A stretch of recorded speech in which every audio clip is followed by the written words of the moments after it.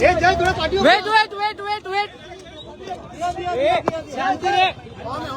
शांती रे.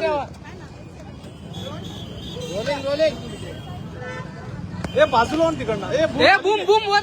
तर 8 तास ही चौकशी झालेली आहे. या 8 तासामध्ये अनेक प्रश्न विचारले गेलेले आहेत. किती प्रश्नांचा नेमके तुम्ही काय नेमकं उत्तर दिले? खरं तर जेव्हा जेव्हा चौकशीला बोलवलं त्यावेळेस आम्ही उपस्थित राहिलेलो आहे. या अगोदर अनेक बातम्यांचा विपर्यास केला गेलेला आहे, चुकीच्या बातम्या पसरवल्यात, ते मला आवर्जून सांगायचंय. ज्यावेळेस मला आणि माझ्या फॅमिलीला बोलवलं गेलं, अगदी किंबहुना शिर्डी पोलीस स्टेशनमध्ये माझी बहीण आणि पुतण्या आम्ही सोशल मीडियाच्या माध्यमातून बातमी पाहिली आणि नोटीस मिळण्यापूर्वी 3 दिवस अगोदर गेलो होतो आणि पूर्णपणे सहकार्य आम्ही या तपास यंत्रणेला केलेलं आहे. मीनाक्षी, आवर्जून सांगायचं म्हणजे ही 11 ते 7 वाजेपर्यंतची ही वेळ आहे. याच्यामध्ये 4-4.5 तासाची चौकशी झाली. याच्यामध्ये जबाब नोंदवणं, टाईप करणं, लिहून घेणं, मधला लंच ब्रेक असा बराचसा काळ होता.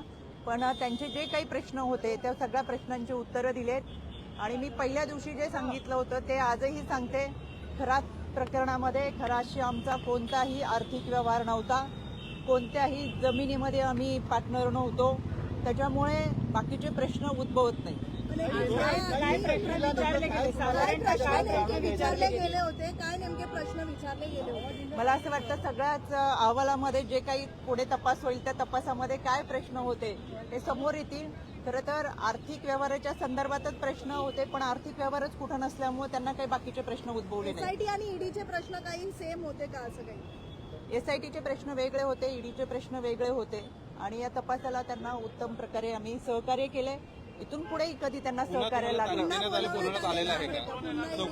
आता अजून तसं काही सांगितलेलं नाही. प्रतिभाताई आणि त्यांच्या मुलाचा देखील यामध्ये ईडीची चौकशी झालेली आहे.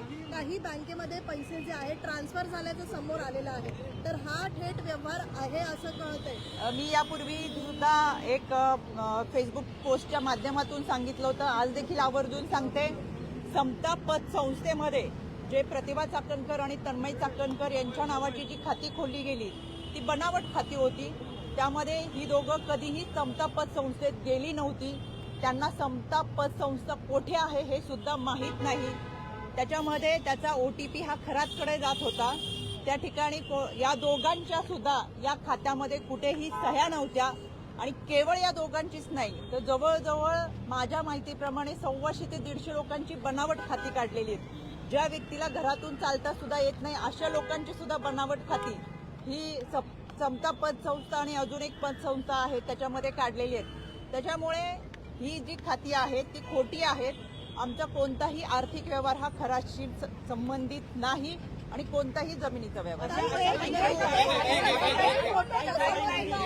गुवाहाटीला तुमचा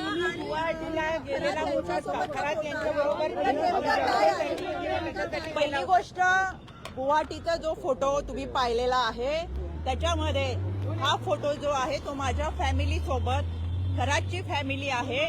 दुसरी, माझ्या कुटुंबाने कधीही दर्शन केलेलं नव्हतं आणि त्यावेळेचा आमचा भाव असा होता की आपल्याला आपल्या गुरुबरोबर जर दर्शन करता आलं तो आध्यात्मिक भाव म्हणून आम्ही स्वतंत्र पुण्यावरून प्रवास करून गेलो होतो आणि तिथं सोबत आम्ही दर्शन घेतलं होतं. त्याच्यानंतरचा त्यांचा प्रवास त्यांच्या लोकांसमवेत होता. खरात अनेक लोकांबरोबर त्याच्या कुटुंबाबरोबर तिथे आलेला होता. त्याच्यामुळे आपण दर्शनाला अनेक ठिकाणी जातो, तो एक आध्यात्मिक भाव होता. 17 तारखेला अरेस्ट केल्यानंतर लक्षात आलं की तो आरोपी आहे. तोपर्यंत खरं तर आपण पाहताय अनेक क्षेत्रातील अनेक मान्यवर हे त्याला गुरु मानत होते, दर्शनासाठी जात होते. तीच आमची भावना होती आणि एक प्रामाणिक श्रद्धा आम्ही ठेवली होती. त्याच्यामुळे साहजिक तो एक श्रद्धेचा भाग होता.